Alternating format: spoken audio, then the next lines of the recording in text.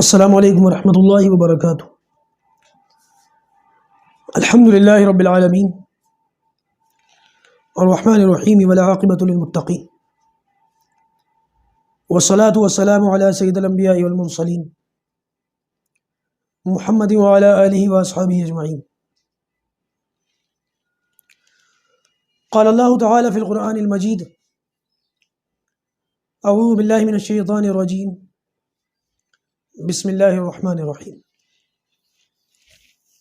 الف لام میم ذالک الکتاب لا ریب فیہ ھدی للمتقین صدق اللہ العظیم۔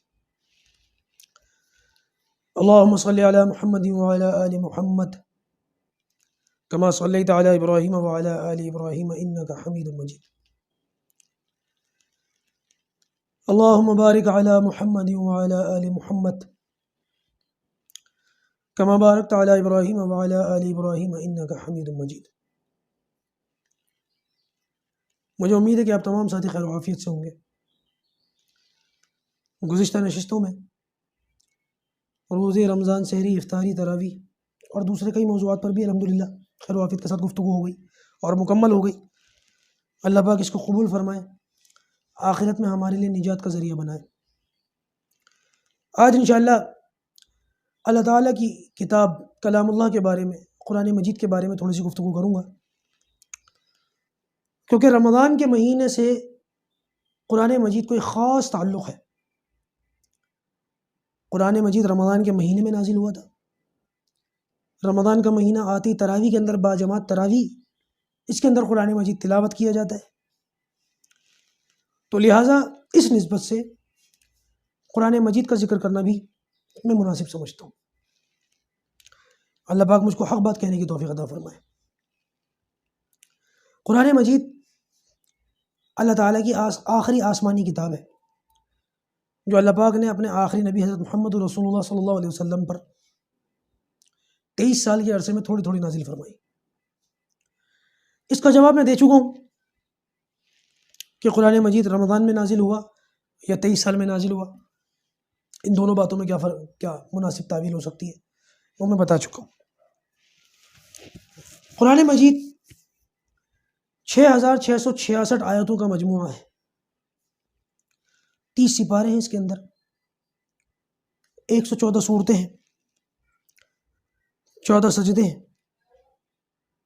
اور 540 رکوع ہیں۔ موسیٰ علیہ السلام جو اللہ تعالیٰ کے ایک بہت بڑے جلیل القدر نبی ہیں، 28 سپاروں میں ان کا ذکر آیا ہے۔ عیسیٰ علیہ السلام کا ذکر 25 مرتبہ آیا ہے، اور حضرت محمد رسول اللہ صلی اللہ علیہ وسلم کا مبارک نام قرآن مجید میں 4 مرتبہ محمد کے نام سے اور 1 مرتبہ احمد کے نام سے آیا ہے۔ اس کلام کو پڑھنے کی بڑی فضیلت ہے۔ نبی کریم صلی اللہ علیہ وسلم نے ارشاد فرمایا کہ جو شخص قرآن مجید کا ایک لفظ پڑھتا ہے تو اس کو اللہ تبارک و تعالیٰ 10 نیکیاں عطا فرماتے ہیں۔ پھر آپ صلی اللہ علیہ وسلم نے ارشاد فرمایا کہ الف لام میم یہ ایک لفظ نہیں ہے، بلکہ الف ایک حرف ہے، لام ایک حرف ہے اور میم 3 حرف ہے۔ تو جس شخص نے الف لام میم پڑھا، اللہ تبارک و تعالیٰ نے اس کے کھاتے میں 30 نیکیاں جو ہے لکھ دی۔ اس سے پتہ یہ چلا کہ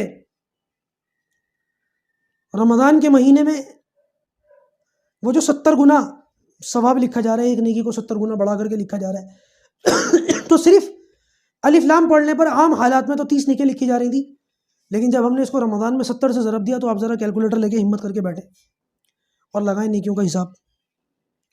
اور اگر انسان تھوڑی سی ہمت کر کے قرآن مجید پڑھتا چلا جائے اور کئی قرآن مجید کی تلاوت کرے تو کتنی بڑی بات ہے، کتنی نیکیاں ملیں گی، بندہ سوچ بھی نہیں سکتا۔ یہ نیکیوں کا سیزن ہے، یہ نیکیوں کا موقع ہے، اس کو ضائع نہ ہونے دیں۔ بہرحال یہ اتنی مقدس، اتنی بابرکت اور اتنی اعلیٰ درجے کی کتاب ہے کہ کائنات کے بننے سے پہلے اللہ تبارک و تعالیٰ نے جب فرشتوں کے سامنے اس کی تلاوت فرمائی، کیونکہ روایت سے پتہ چلتا ہے کہ ابھی زمین آسمان بنے بھی نہیں تھے، زمین آسمان کے بننے سے 1000 سال پہلے اللہ تعالیٰ نے فرشتوں کے سامنے سورہ طٰہٰ اور سورہ یاسین کی تلاوت فرمائی، فرشتوں نے اس کو سنا، اللہ کی زبان سے سنا، اور سننے کے بعد انہوں نے یہی کہا کہ کتنے مبارک ہوں گے وہ لوگ جن کو یہ کلام دیا جائے گا، کتنے مبارک ہوں گے وہ لوگ جو اس کلام کو سنیں گے۔ تو یہ وہ مبارک لوگ جن پر فرشتوں نے رشک کیا وہ میں اور آپ ہیں، ہم گناہ گار لوگ، ہم سیاہ کار لوگ۔ ہمیں یہ کتاب دی گئی، ہمیں یہ مقدس کلام دیا گیا، بدلے میں ہم نے کیا کیا؟ نہیں، مطلب سوچنے کی بات ہے نا کہ اگر کوئی بادشاہ میرے لیے خط بھیجے، شاہی خط آیا، بادشاہ کا فرمان آیا، اور بادشاہ کا کوئی وزیر یا درباری میرے پاس خط لے کر کے آئے، خط کس کا ہے؟ بادشاہ کا، آیا کس کے لیے؟ میرے لیے۔ اور میں کیا کروں؟ میں نے اس خط کو لیا اور میں نے اس کو چوما، آنکھوں سے لگایا، طاق میں رکھ دیا، پھر اٹھایا، پھر چوما، پھر آنکھوں سے لگایا، پھر طاق میں رکھ دیا، اور اس خط کو کھول کے کبھی دیکھا ہی نہیں کہ بادشاہ نے مجھ سے کہا کیا ہے، تو بتائیے بادشاہ مجھ سے خوش ہوگا ناراض ہوگا؟ ظاہر سی بات ہے ناراض ہو جائے گا، اور بادشاہ کہے گا یہ تو توہین ہے کہ میں نے اس کو کچھ بات کہی اور اس نے بجائے اس بات کو سننے اور اس کا جواب دینے کے، اس کو پڑھنے کے، اس کو بالکل ہی اٹھا کر کے رکھ دیا۔ میرے دوستوں، آج ہم نے یہی کام قرآن مجید کے ساتھ کر رکھا ہی نہیں کر رکھا؟ ایمانداری سے بتائیں۔ ہم چومتے تو ہیں، ادب بھی کرتے ہیں، احترام بھی کرتے ہیں، بہت کچھ کرتے ہیں، اپنی بچیوں کو جہیز میں بھی دیتے ہیں، لیکن اس قرآن مجید کو کھول کر سمجھ کر پڑھنے کے لیے ہم لوگ تیار نہیں ہیں۔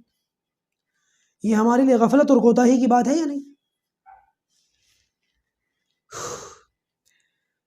کبھی یہ قوم زندہ تھی، کبھی ہم قرآن کے ساتھ وابستہ تھے، کبھی ہم قرآن سے جڑے ہوئے تھے۔ وہ ایک علامہ اقبال کا قول ہے نا، وہ معزز تھے زمانے میں مسلمان ہو کر، اور تم خوار ہوئے تاریخ قرآن ہو کر۔ واقعی یہی بات ہے۔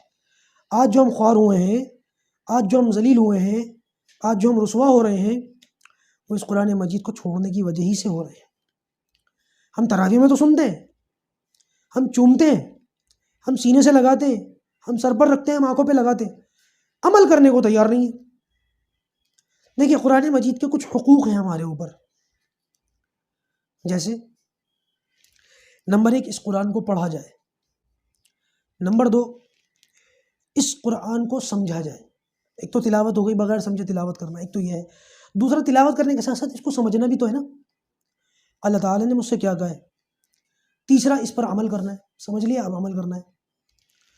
اور چوتھا دوسروں کو اس کی دعوت دینی ہے۔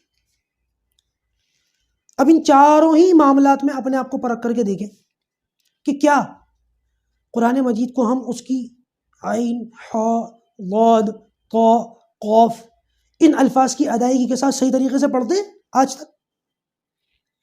نماز میں پڑھنے والے لوگ جو نماز میں قرآن مجید پڑھتے ہیں، سورۃ فاتحہ پڑھتے ہیں، الحم ترا سے قل اعوذ برب الناس تک کی کم سے کم 10 صورتیں پڑھتے ہیں نمازوں کے اندر، کیا وہ یہ 10 صورتیں پراپر پڑھتے ہیں جیسے کہ پڑھنی چاہیے؟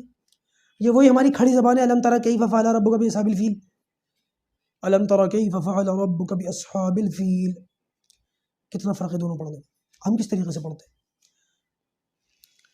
نمبر 1 تو ہمارا پڑھنا کیسا ہے؟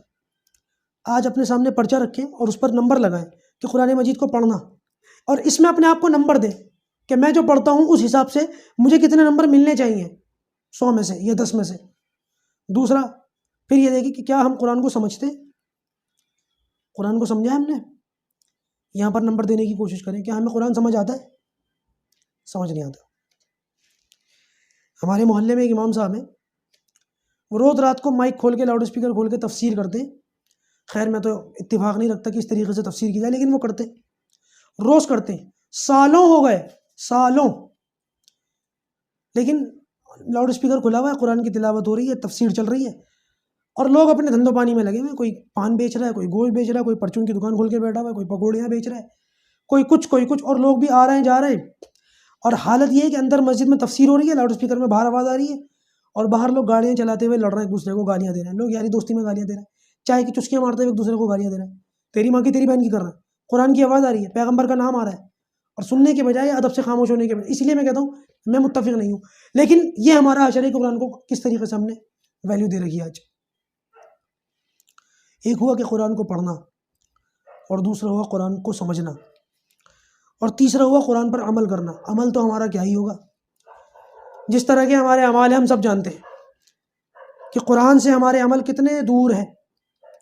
قرآن سے اس وقت ہمارا تعلق کی کیا نوعیت ہے. دوستوں یہ بات یاد رکھیے گا، اگر اللہ تعالیٰ چاہتا تو یہ قرآن مجید 23 سال کے عرصے میں ویسے نازل نہ ہوتا جیسے ہوا ہے. اللہ تبارک و تعالیٰ اس کلام مجید کو پیغمبر صلی اللہ علیہ وسلم پر نازل فرمانے کے بجائے، جیسے تورات اتری تھی نا ایک دم لکھی ہوئی یوں ہی کہ یوں ہی، اللہ تبارک و تعالیٰ قرآن مجید کو ایسے ہی کسی پہاڑ پر لکھا ہوا اتار دیتے، اگر اتار دیتے، اور ہمارے لیے حکم یہ ہوتا کہ جاؤ قرآن مجید کو وہاں سے اٹھاؤ، لے کے آؤ گھر، اس کی کاپی کرواؤ اور فوٹو اسٹیٹ نکلواؤ اور آپس میں تقسیم کرو اور پڑھنا شروع کر دو، کیا کر لیتے ہم. لیکن اللہ تبارک و تعالیٰ نے ایسا نہیں کیا. پروردگار نے قرآن مجید بھیجا، ساتھ نبی کریم صلی اللہ علیہ وسلم کو نمونہ بنا کر کے بھیجا کہ یہ قرآن پر عمل کر کے دکھائیں گے. ہم یہ کہہ سکتے تھے کہ قرآن تو بڑا مشکل ہے، ہم سے تو عمل نہیں ہوگا. اگر قرآن اس طریقے سے نازل ہوتا اور فوٹو کاپی کر کے ہم بانٹ کر عمل کرنا شروع کر دیتے، واقعی ہم یہی بات کہتے کہ قرآن مجید کا یہ حکم تو بڑا مشکل ہے، ہم سے تو ادا نہیں ہوگا. لیکن اللہ تبارک و تعالیٰ نے احسان یہ کیا کہ نبی کریم صلی اللہ علیہ وسلم کو ہمارے لیے بھیجا کہ انہوں نے قرآن پڑھ کر نہیں دکھایا بلکہ عمل کر کے دکھایا، تاکہ ہمارے لیے آخرت میں کسی قسم کا کوئی بہانہ، کوئی چون و چرا نہ رہے کہ اگر قرآن پر عمل مشکل تھا تو انہوں نے کیسے کیا، اللہ کے رسول نے کیسے کیا، صحابہ کرام نے کیسے کیا. وہ بھی تو انسان تھے، وہ بھی تو روٹی کھاتے تھے آٹے کی بنی ہوئی، جو روٹی ہم کھاتے ہیں آٹے کی بنی ہوئی. کوئی فرق ہے ہماری غذاؤں میں؟ ان کی بھی تو آنکھیں تھیں، ہماری بھی تو آنکھیں، ان کا بھی وہی جسم، وہی ہاتھ پیر، اور ہمارے بھی وہی جسم. لیکن انہوں نے اپنے ایمان کو بنایا تھا، انہوں نے محنت کی تھی، انہوں نے کوشش کی تھی، جو افسوس اور بدقسمتی کے ساتھ ہم نہیں کر رہے. ہم ذرہ برابر بھی اپنے ایمان کو بنانے کی، اپنے قرآن کے ساتھ اپنے تعلق کو مضبوط کرنے کی کوشش میں نہیں لگے ہوئے. ہر ایک کو پتہ ہے، نیا گھر خریدا، کوئی نیا کاروبار شروع کیا، یا کوئی ایسا معاملہ آیا، مدرسے کے بچوں کو بلوا لوں گا، وہ پڑھ دیں گے، میری سردردی ہے ہی نہیں. اللہ حفاظت فرمائے، اللہ حفاظت فرمائے. آج مسلمان نسلوں کا یہ حال ہے کہ باپ مر جائے تو اس کی قبر پر کھڑے ہو کر ڈھنگ سے فاتحہ بھی نہیں پڑھ سکتے، کیونکہ پڑھنا ہی نہیں آتا. اتنے تو مردار نہ بنے، اتنی تو بری حالت نہ ہو، اتنے تو گئے گزرے نہ ہو کہ ہماری یہ حالت ہو جائے. اور نمبر 4، قرآن مجید کو، لوگوں کو قرآن مجید کی دعوت دی جائے. اب ان 4 پرچوں میں آپ خود کو نمبر دے کر کے دیکھیں، ان 4 پرچوں میں خود کو پرکھیں آپ. کیا میں قرآن کو سمجھ کے پڑھتا ہوں؟ کیا میں قرآن کے صحیح مطلب مفہوم کو ادا کر کے پڑھتا ہوں؟ کیا میں قرآن کو سمجھتا ہوں؟ کیا میں قرآن پر عمل کرتا ہوں؟ کیا میں قرآن کی لوگوں کو دعوت دیتا ہوں؟ ہمارے ہاں قرآن شریف اتنا رہ گیا کہ 6-7 دن میں 10 دن میں تراویح میں ختم کر لو. مسجدوں میں یہ حال ہم نے دیکھا ہے، ابھی اسی رمضان میں دیکھ لیا. کہیں بھی کسی مسجد میں چلے جاؤ جہاں 6-7 دن کی تراویح ہو رہی ہے، وہاں چپلوں کے انبار لگے ہوئے، پتہ چل رہا ہے کہ یہ تراویح ہو رہی ہے. اور جیسی 6-7 دن کی، 8 دن کی، 10 دن کی تراویح ختم، وہاں تو سارے نمازی ایسے غائب ہو جاتے ہیں جیسے شیعہ کا 12واں امام، نظر ہی نہیں آتے. اور لمبی تراویح پڑھنے والے، شارٹ میں نپٹنے والے جو 6-7 دن میں نمٹتے، ان کا حال بھی دیکھا. لمبی تراویح کی نیت تو باندھ لی، لیکن کچھ دیر کھڑے ہونے کے بعد کبھی ایک پیر پر ایسے ٹیڑھے ہو رہے ہیں، کبھی دوسرے پیر پر ایسے ٹیڑھے ہو رہے ہیں. کیوں کھڑا نہیں ہوا جا رہا؟ اللہ اللہ کر کے کسی طریقے سے وہ 20 رکعتیں پوری ہوتی ہیں تو چہرے پر اتنی خوشی آتی ہے، ایسا لگتا ہے جیسے امریکہ فتح کر کے آیا. ابھی یہ حال ہم نے کیوں بنا لیا اپنا؟ پڑھنے والوں کو بھی دیکھا، یعلمون اور تعلمون کے سوا کچھ سمجھ میں نہیں آتا. بلکہ اللہ حفاظت فرمائے، ان تیز پڑھنے والوں کو کوئی یہ کہتا کہ جی آپ تیز کیوں پڑھ رہے ہیں، الفاظ کیوں بگاڑ رہے ہیں، بجائے اس کی کہ ان چیزوں پر تنبیہ ہوتی اور ان چیزوں کو اچھا سمجھا جاتا ہے. تیز پڑھنے والے حافظ کو حافظ ریل، حافظ بلٹ ٹرین، حافظ ہوائی جہاز، یہ القابات دیے جاتے ہیں، یہ القاب دیے جاتے ہیں اور ان کو نوازا جاتا ہے، بہت اچھا سمجھا جاتا ہے. جبکہ تیز پڑھنے والے کو چاہیے کہ اگر تیز بھی پڑھ رہا ہے تو کم سے کم الفاظ کی ادائیگی کے ساتھ تو تیز پڑھے. ایسا تو نہ کرے کہ قرآن کے الفاظ کو توڑ مروڑ کر رکھ دے. دوستو، یہ جو قرآن مجید ہے نا، یہ بہت بڑا اللہ تعالیٰ کا ایک معجزہ ہے. جیسے کہ میں نے بتایا نا، کبھی یہ قوم زندہ تھی. حالات یہ تھے، ایک یہودی کا قصہ آتا ہے کہ وہ مسلمانوں کو ورگلانے کے لیے اس ارادے سے ایشیا کی طرف آیا کہ یہاں علماء سے، مسلمان مولویوں سے ڈیبیٹ کرے گا، مناظرے کرے گا، اور قرآن کے بارے میں، ایمان کے بارے میں، اللہ کے بارے میں، نبوت کے بارے میں، آخرت کے بارے میں مسلمانوں کو شکوک و شبہات میں مبتلا کرے گا۔ اس ارادے سے وہ ہندوستان آیا، اور نتیجہ یہ تھا کہ علماء سے ڈیبیٹ کرے گا۔ تو علماء سے ڈیبیٹ کرنے کے لیے جب وہ چلا تو ایک جگہ سے گزر رہا تھا، گاؤں دیہات کچھ کہہ لیں، ایک شخص اپنی کھیتی میں کھڑا ہوا، کھیتی کر رہا تھا۔ تو اس نے یہ سوچا کہ کسی مولوی سے الجھنے سے پہلے ذرا اس سے پریکٹس کر لوں، ذرا اس کو وسوسے میں ڈال دوں، اور اس سے میری مشق بھی ہو جائے گی، اور میرا یہیں سے نام ہونا شروع ہو جائے گا کہ ایک اس طریقے کا بندہ آیا اور وہ ایسے ڈیبیٹ کر رہا ہے، اور یہاں کے جو مولوی ہیں میری شہرت سے پہلے ہی مرعوب ہو جائیں گے۔ لہٰذا اس کے پاس گیا، اپنا نام بتایا، اس کا نام پوچھا، حال احوال پوچھنے کے بعد کہنے لگا میں ایک مقصد سے آیا ہوں یہاں، مقصد یہ ہے کہ میں یہ چاہتا ہوں کہ قرآن مجید رہے، قرآن مجید کی تلاوت بھی ہو، عمل بھی ہو، لیکن بہتر یہ ہوگا کہ وہ آیتیں جو قرآن میں ایک سے زیادہ مرتبہ ہیں، ان آیتوں کو قرآن میں سے نکال دیا جائے، ایک مرتبہ ہو تو اس کو چھوڑ دیا جائے۔ جیسے سورہ رحمان میں ہے نا، فَبِأَيِّ آلَاءِ رَبِّكُمَا تُكَذِّبَانِ 31 مرتبہ ہے، تو اس نے کہا میں یہ چاہتا ہوں کہ یہ 30 مرتبہ ختم ہو جائے اور ایک بار رہ جائے، اور ایسی جتنی اور دوسری آیتیں ہیں جو ایک سے زیادہ مرتبہ آئی ہیں، ان ساری آیتوں کو تکرار کو ختم کر دیا جائے اور ایک آیت اس جیسی چھوڑ دی جائے۔ اس سے قرآن کا جو مفہوم ہے وہ بھی باقی رہے گا، اور قرآن اور چھوٹا ہو جائے گا، یاد کرنے میں آسانی ہوگی، سمجھنے میں آسانی ہوگی۔ تو وہ جو مسلمان تھا، وہ علماء سے جڑا ہوا تھا، وہ کہنے لگا کہ ٹھیک ہے ایسا کر لیتے، تمہاری اگر یہی بات ہے تو ایسا کر لیتے۔ اور سب سے پہلے اس قانون کو جو تم نے دیا ہے کہ تکرار، جو چیز ایک سے زیادہ اس کو تکرار کہتے ہیں، جو چیز ایک سے زیادہ ہو اس کو ختم کر دینا چاہیے، تکرار کو ختم کر دینا چاہیے۔ تو اس قانون کو سب سے پہلے اپنی باڈی میں، اپنے جسم میں اپلائی کرو۔ لاؤ میں تمہاری ایک آنکھ پھوڑ دوں، ایک چھوڑ دوں، تمہارے 32 دانتوں میں سے 31 توڑ دوں، تمہارا ایک کان کاٹ دوں، تمہارا ایک ہاتھ کاٹ دوں، اور ایک پیر کاٹ دوں، تاکہ پتہ چلے کہ واقعی آپ اتنے دیانتدار ہیں کہ جو اصول آپ نے اللہ کے کلام کے لیے دیا ہے، آپ نے اس کو پہلے خود اپنے اوپر اپلائی کیا۔ تو کہتے ہیں وہ اسی وقت وہاں سے چلا گیا کہ جو قوم ایسی ہے اس کے علماء کیسے ہوں گے۔ کبھی یہ قوم زندہ تھی، کبھی یہ قوم غیرت مند تھی۔ اللہ ہماری حفاظت فرمائے۔ آج ہم نے ایک تو ہم پڑھتے لکھتے نہیں، اوپر سے پڑھائی لکھائی کا جو ہم نے ناس پیٹا ہے نا، پڑھنے اور لکھنے کے بعد بے ایمانی اور چوری کرنے کے نئے نئے طریقے ایجاد کر لیے۔ وہ ایک واقعہ ہے نا کہ وہ ایک شخص پڑھا لکھا دیہات میں سے کہیں سے گزر رہا تھا، اس نے دیکھا کہ کولو کا بیل دیکھا ہے آپ نے؟ ایک کولو ہوتا ہے، اس میں سے ایک لمبی لکڑی نکلی ہوئی ہوتی ہے، اس لکڑی کے سرے پر ایک بیل بندھا ہوا ہوتا ہے، اور وہ بیل گھومتا رہتا ہے، اور وہ لکڑی گھومتی رہتی ہے، کولو کا بیل کہتے ہیں اس کو۔ وہ گھومتا رہتا ہے، گھومتا رہتا ہے، گھومتا رہتا ہے، صبح سے شام تک یہی کام ہوتا ہے اس کا۔ کولو سے تیل ویل نکالا جاتا ہے، اور بھی کئی کام ہوتے ہیں۔ تو اس شخص نے دیکھا اس طریقے سے کولو کے پاس ایک بیل بنا ہوا ہے، بندھا ہوا ہے، اور وہ چل رہا ہے، چاروں طرف گھوم رہا ہے۔ اور جب وہ بیل رک جاتا ہے تو اندر جھوپڑے میں سے ایک شخص نکل کر آتا ہے اور بیل کے مارتا ہے، ڈنڈا مارتا ہے، اور بیل پھر چلنے لگ جاتا ہے، اور یہ واپس جا کے اپنی جھوپڑی میں بیٹھ جاتا ہے۔ پھر کچھ دیر کے بعد بیل تھک جاتا ہے، رک جاتا ہے، پھر یہ جھوپڑی میں سے نکلتا ہے، پھر یہ ڈنڈا مارتا ہے، پھر بیل چلنے لگ جاتا ہے۔ یہ منظر اس نے 3-4 بار دیکھا، اس کا سر چکرا گیا۔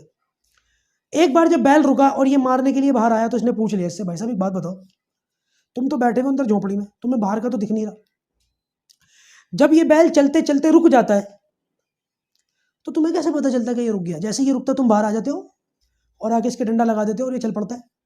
تو اندر سے تو تمہیں پتہ نہیں چلنا چاہیے کیونکہ تمہیں دکھ ہی نہیں رہا، تمہیں کیسے پتہ چل جاتا ہے کہ بیل رک گیا؟ اس شخص نے بڑا زبردست جواب دیا کہ اللہ کہ میں نے اس بیل کے گلے میں گھنٹی باندھ رکھی ہے جب تک یہ چلتا رہتا ہے گھنٹی بجتی رہتی ہے، اور جب یہ چلنا بند کر دیتا ہے نا تو گھنٹی بھی بند ہو جاتی ہے۔ گھنٹی کی آواز سنتا رہتا ہوں، جہاں گھنٹی کی آواز بند ہوئی میں سمجھ جاتا ہوں اس نے چلنا بند کر دیا اور اب اس کو مرمت کی ضرورت ہے۔ میں باہر آتا ہوں اور اس کے ڈنڈے مارتا ہوں اور یہ پھر چل پڑتا ہے۔ میں اندر بیٹھ کے اس کی گھنٹی کی آواز سے اندازہ لگا لیتا ہوں۔ اس پڑھے لکھے شخص نے کہا کہ اچھا ایک بات بتاؤ، اگر یہ بیل چلے نا، چاروں طرف نہ گھومے، بس صرف کھڑے کھڑے سر ہلاتا رہے اور گھنٹی بجتی رہے، تو تجھے کیسے پتہ چلے گا؟ تھوڑی دیر سوچنے کے بعد اس نے یہ کہا کہ بھائی صاحب یہ بیل تمہاری طرح پڑھا لکھا نہیں ہے آج ہم نے پڑھائی لکھائی کرنی چاہیے تھی، اس لیے تاکہ ہم خود بھی برائیوں سے بچتے، معاشرے کی برائیوں کو ختم کرتے اور اس پڑھائی لکھائی سے، اس ایجوکیشن سے لوگوں کو فائدہ پہنچاتے. ہم نے تو لوگوں کے گردنوں پر چھریاں رکھ دی، فراڈ کرنے کے نئے نئے طریقے ایجاد کر لیے پڑھ لکھ کر. یہ ہمارا حال ہے، یہ ہماری حیثیت ہے. دوستو ضرورت اس بات کی ہے کہ ہم اپنے قرآن کے ساتھ اپنے تعلق کو مضبوط کریں. ہم نے قرآن مجید کو دم درود کرنے کے لیے تو استعمال کر لیا، لیکن جو مقصد تھا نا قرآن مجید کا، عمل کرنا، اس کو استعمال نہیں کیا. ایک آخری بات بتاؤں، بات کو ختم کروں. ایک مولوی صاحب تھے جو نماز پڑھاتے تھے کسی مسجد کے اندر. وہ نماز پڑھاتے تھے، اپنے حجرے میں بیٹھ جاتے تھے اور تو کوئی کام تھا نہیں. اور مولویوں کی تنخواہیں بھی عام طور سے زیادہ اچھی تو ہوتی نہیں ہیں، 2-4 ہزار روپے ملتے ہیں بیچاروں کو. لوگ سمجھتے ہیں کہ مولوی جو ہے نا، ان کی کمائی میں برکت ہوتی ہے، لوگ یہ سمجھتے ہیں. اچھا میرے ساتھ ہوا ایسا، ایک شخص نے، ایک ہمارے ساتھی ہیں، میرے اچھے دوستوں میں ہیں، ان کے ساتھ بے تکلفی ہو جاتی ہے کبھی کبھی. تو کہنے لگے کہ آپ کو کیا ملتا ہے؟ تو میں نے کہا مجھے تو یہ ملتا ہے. میں نہیں کھولتا اپنی بات. تو میں نے ان سے پوچھا، میں نے آپ کو کیا ملتا ہے؟ کہنے لگے کہ 80,000 روپے پر منتھ. تو میں نے کہا ماشاءاللہ بہت اچھی بات ہے. کہنے لگے 80,000 میں بھی ہماری ضرورتیں پوری نہیں ہوتی. یہ ہے، وہ ہے، بچوں کی فیس ہے، بجلی کا بل ہے، اور گھر کا کرایہ ہے، اور دنیا بھر کی چیزیں انہوں نے گنوا دی، بہت ساری چیزیں گنوائی. تو میں نے کہا بھائی 80,000 میں ضرورتیں پوری نہیں ہوتی تو سوچو جو تنخواہ میں نے تمہیں بتائی ہے، صرف میں اپنی ذات کی بات نہیں کر رہا، کتنے علماء ایسے ہیں کہ ان کی یہ اس سے بھی کم تنخواہ ہے. سوچو وہ کیسی ضرورت پوری کرتے ہوں گے. تمہاری تنخواہ تو 10 ٹائم علماء سے زیادہ ہے. کہنے لگے، یہی جواب دیا انہوں نے. کہنے لگے علماء کی تنخواہ تو برکت والی ہوتی ہے، مولویوں کی جو تنخواہیں ہوتی ہیں، ان کے جو وظیفے ہوتے ہیں، ان میں بڑی برکت ہوتی ہے. تو میں نے ان سے یہ کہا، میں نے کہا ایسا کرو پھر میری برکت والی تم رکھ لو اور تمہاری بے برکت والی مجھے دے دو. بڑی زور سے ہنسے. کہنے لگے آپ مولویوں سے زبان میں کوئی جیت نہیں سکتا. میں نے کہا نہیں، جیت ہار کی بات نہیں ہے، میں تو آپ کی بات کا جواب دے رہا ہوں. یہ جو آپ سمجھتے ہو نا کہ مولویوں کی کمائی میں بڑی برکت ہوتی ہے، اس وجہ سے ان کو کم دینا چاہیے، یہ ظلم ہے. یاد رکھیے گا، ظلم ہے، بہت تگڑا ظلم ہے. علماء کو اتنا حقیر مت بنائیے کہ اپنے بچوں کی جائز اور حلال ضروریات پوری کرنے کے لیے وہ کاروباری رخ کر لیں، پھر یہ دین ضائع ہوگا. ذمہ دار آپ لوگ ہوں گے، ہم لوگ ہوں گے. علماء کا اچھا وظیفہ دیا کرو، علماء کا خیال رکھا کرو، تاکہ علماء جو ہیں دنیا سے بالکل بے رغبت ہو کر دین کا کام یکسوئی کے ساتھ کر سکیں. بہرحال عرض یہ کر رہا تھا کہ ایک مسجد کے امام صاحب تھے جو نماز پڑھاتے تھے، حجرے میں بیٹھ جاتے تھے، کوئی اور کام تھا نہیں، تنخواہ بھی زیادہ تھی نہیں. تو کسی نمازی نے ایک مرتبہ ان سے یہ کہا کہ حضرت کوئی کام وغیرہ کر لو، آپ کی آمدنی بھی بن جائے گی اور ٹائم بھی پاس ہو جائے گا. تو مولانا کہنے لگے کہ کیا کام کروں، مجھے تو کچھ آتا نہیں. تو اس نے کہا ٹھیک ہے، ایک کام کرو، میرا کھیت ہے، میری زمین ہے، میں آپ کو دے دیتا ہوں، آپ اس میں کھیتی کرو، وقت بھی گزر جائے گا، اور جب غلہ آئے گا، اناج اگے گا، تو اس غلے کو بیچ کر اپنے لیے کوئی معقول انتظام کر لینا، کچھ اپنی جائز ضروریات پوری کر لینا. وہ کہنے لگے چلو بہت اچھی بات ہے. انہوں نے کھیتی شروع کر دی اس نمازی کی زمین پر. کھیتی کرنے کے بعد کچھ ٹائم جب اس پہ اناج آنا شروع ہوا، پھل آنا شروع ہوا، تو مولانا کھیت کے تھوڑا سا دور چرپائی ڈال کے کھیت کو دیکھ رہے تھے، خوش ہو رہے تھے کہ میری محنت رنگ لائی. ابھی یہ خوش ہو کر دیکھ ہی رہے تھے کہ کہیں سے ایک گدھا آ گیا کھیت کے اندر اور اس نے کھیت میں منہ مارا. اب مولانا بڑا پریشان کہ میری محنت ضائع ہو رہی ہے اور گدھا اس طریقے سے میری محنت کھا رہا ہے. انہوں نے سورہ یاسین پڑھ کے دم کی اس گدھے کے اوپر، سورہ بقرہ پڑھ کے دم کی، سورہ رحمان پڑھ کے دم کی. گدھا ٹس سے مس نہیں ہوا. انہوں نے یہ سوچا کہ صدقہ تو بلاؤں کو ٹالتا ہے، چلو صدقہ دے کے دیکھتا ہوں، شاید یہ گدھا بھاگ جائے. انہوں نے صدقے بھی دیے، کوئی فائدہ نہیں ہوا، گدھا ٹس سے مس نہیں ہوا. قرآن پہ قرآن پڑھے جا رہے ہیں، صدقے دیے جا رہے ہیں، گدھا نہیں بھاگ رہا. ایک دن مولانا اپنی داڑھی پکڑ کے بڑی حیرانگی کے ساتھ، بڑے افسوس کے ساتھ گدھے کو کھیتی کھاتے ہوئے اور کھیت برباد کرتے ہوئے دیکھ رہے تھے چرپائی پہ بیٹھ کے. تو جس کا کھیت تھا وہ وہاں سے گزر رہا تھا، اس نے یہ منظر دیکھا کہ گدھا کھیتی برباد کر رہا ہے اور مولانا بیٹھے ہوئے جو ہیں وہ بڑے مایوسی کے عالم میں اپنی کھیتی برباد ہوتے ہوئے دیکھ رہے ہیں. تو اس نے مولانا سے پوچھا، مولانا یہ گدھا کھیتی کھا رہا ہے، برباد کر رہا ہے، کچھ کرتے کیوں نہیں؟ کہنے لگے لا حول ولا قوت الا باللہ. تم سے کس نے کہا کہ میں کچھ نہیں کر رہا؟ بہت کچھ کیا میں نے، کئی قرآن پڑھ کے دم کرے، کئی تعویذ مارے اس کے، یہ ہلتا نہیں. اور رہی صدقہ کرنے کی بات، تو یاد رکھو میں نے کئی بکرے کاٹ دیے، مرغے ذبح کر دیے، یہ تو ٹلتا ہی نہیں. پتہ نہیں کون سی بلا ہے، صدقے سے بلائیں ٹل جاتی ہیں، یہ کون سی بلا ٹلتی ہی نہیں. کہتے ہیں کہ وہ جس کا کھیت تھا وہ نمازی بھائی، وہ گھر گیا، ڈنڈا لے کے آیا تگڑا والا، اور مارا گدھے کی کمر پہ ایک، اور گدھا ریکتا ہوا وہاں سے بھاگا اور لا کر کے ڈنڈا دیا مولانا کے ہاتھ میں. مولانا یہ بات یاد رکھنا، کلام پاک اللہ تبارک و تعالیٰ نے دم درود کرنے کے لیے نہیں، عمل کرنے کے لیے دیا ہے. اور یہ دنیا کی مصیبت ہے نا، ان کو دور کرنے کے لیے اللہ تعالیٰ نے ڈنڈا بنایا ہے. آج کے حالات کو سامنے رکھ کر میری بات کو سمجھ لیں، بس عقل مند کو اشارہ کافی ہے. آج ہم کیا کرتے ہیں، فلاں جگہ سورہ نوح کا عمل ہو جائے، فلاں جگہ سورہ یاسین کا عمل ہو جائے، فلاں جگہ یہ کام کر لیا جائے، فلاں جگہ وہ کام کر لیا جائے، کوئی تعویذ کر لیا جائے، یا جمعے کی نمازوں میں تراویح کے بعد بڑے مجمعوں میں ہاتھ اٹھا کے بد دعائیں کرتے ہیں، یا اللہ ان کا بیڑا خراب ہو جائے، یا اللہ ان کا کھانا خراب ہو جائے، یا اللہ ان کو عبرت کا نشان بنا، اور ہوتا کچھ بھی نہیں.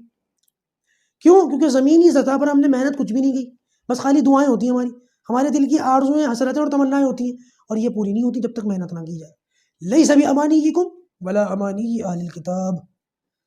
تمہاری خواہشات کے مطابق زمین پہ فیصلے نہیں اتریں گے، اور تم سے پہلے جو اہل کتاب تھے نا، ان کے بھی فیصلے نہیں، ان کے بھی خواہشات کے مطابق میں نے فیصلے نہیں اتارے. من جد وجدہ.